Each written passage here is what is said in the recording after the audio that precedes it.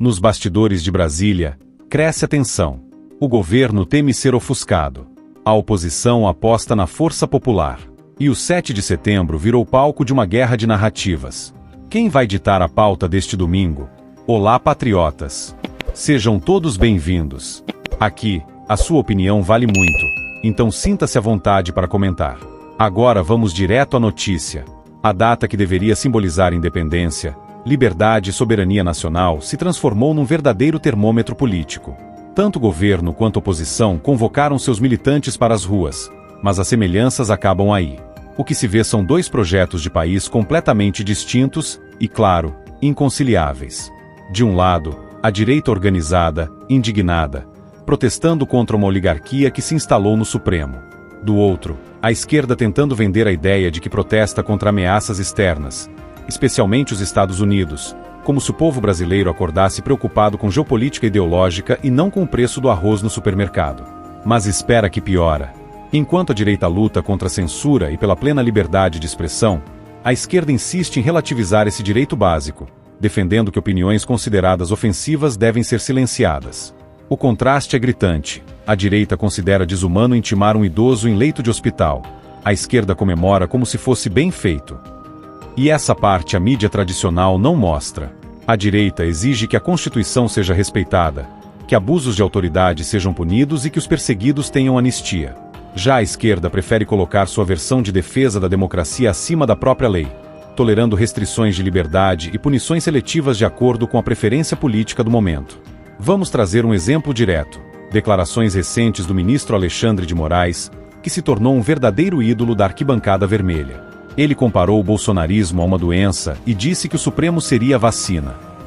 Olha o nível da retórica. Cidadãos que pensam diferente são tratados como vírus a serem exterminados, enquanto ministros se colocam no papel de médicos e salvadores. Uma metáfora perigosa, digna dos piores capítulos da história política mundial.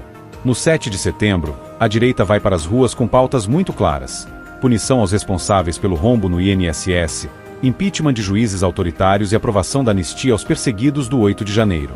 Enquanto isso, a esquerda tem outro objetivo: blindar sindicatos, proteger tribunais questionados e melar a votação da anistia.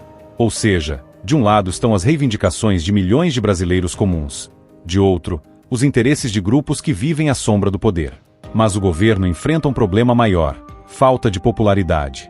Segundo pesquisas recentes, só 3 em cada 10 brasileiros avaliam positivamente a gestão atual. Apenas 21% dizem que a economia melhorou. Já 55% acreditam que a situação piorou. Mais da metade culpa diretamente Lula e Alexandre de Moraes pelo aumento da conta de luz, dos combustíveis e da comida. E o que você vai ver agora é inacreditável. De acordo com o levantamento da Atlas Intel, 42% dos brasileiros afirmam que o maior risco à democracia vem justamente do poder judiciário, seguido pelo governo federal com 38%. Isso desmonta completamente a narrativa oficial, que tenta pintar a oposição como ameaça. A realidade é que o próprio sistema virou o maior risco. Enquanto o governo insiste em vender vitórias contra a fome e soberania nacional, a população lida com inflação, queda no poder de compra e medo de se expressar nas redes sociais. É a típica realidade paralela criada pela mídia tradicional: muito discurso, pouca conexão com a vida real. E aqui entra a análise internacional. Nos Estados Unidos, por exemplo, manifestações são vistas como legítima expressão popular, mesmo quando confrontam o presidente em exercício.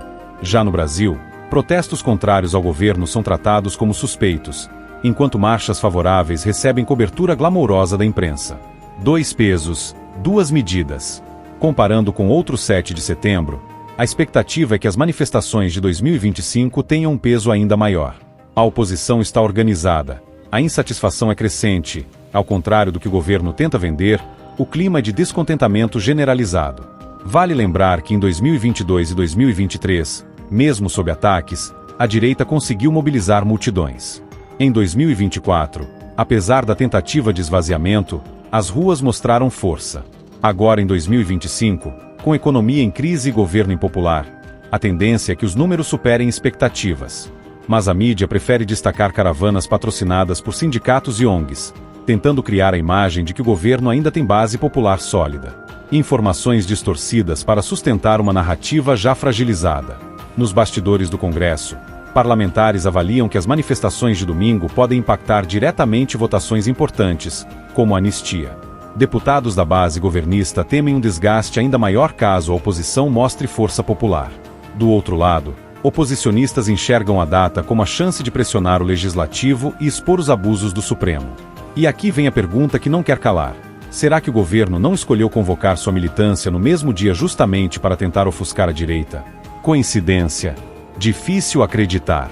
O que está em jogo neste 7 de setembro não é apenas quem leva mais gente para as ruas. É quem dita a pauta política do Brasil. O governo, com suas narrativas frágeis, ou a oposição, com reivindicações concretas. O povo já deu sinais de estar cansado da retórica oficial. Cansado de pagar mais caro na conta do supermercado. Cansado de ver aposentados lesados. Cansado de viver sob a sombra da censura. Por isso, a expectativa é que o 7 de setembro seja mais um capítulo onde a população mostra que não aceita ser calada. Deixe sua opinião nos comentários e não se esqueça de curtir e compartilhar este vídeo. Se você é do tipo que gosta de estar sempre por dentro do que realmente acontece na política do Brasil e do mundo, sem filtro, sem rodeio, já se inscreve aqui no canal, ativa o sininho e fica com a gente, porque aqui a verdade tem vez e voz.